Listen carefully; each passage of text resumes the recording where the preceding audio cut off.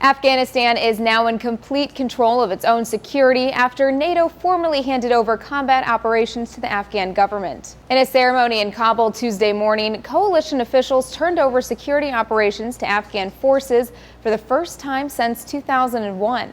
U.S. and coalition forces will fall into a support-only role for the next 18 months. Afghan President Hamid Karzai said, "This is a historic moment for our country, and from tomorrow, all of the security operations will be in the hands of the Afghan security forces." But as this was all going on, as they're holding the ceremony, breaking news, a bomb exploding in the middle of Kabul, reportedly targeting one of the country's top political leaders. So that's Afghanistan for you this morning. That attack killed 3 people and injured dozens of others.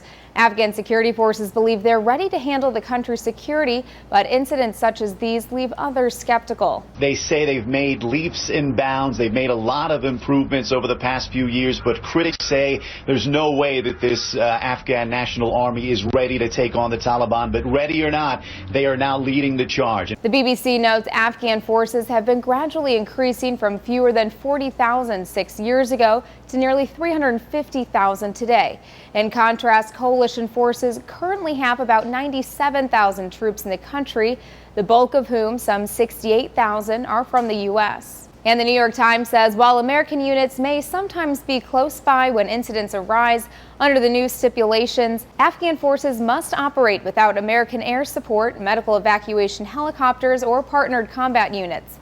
If they get in trouble, NATO will not be riding to the rescue, except in the most dire cases. By the end of 2014, all U.S. and coalition combat forces are scheduled to leave the country, leaving behind only a small task force to train and advise. For Newsy, I'm Elizabeth Hagedorn.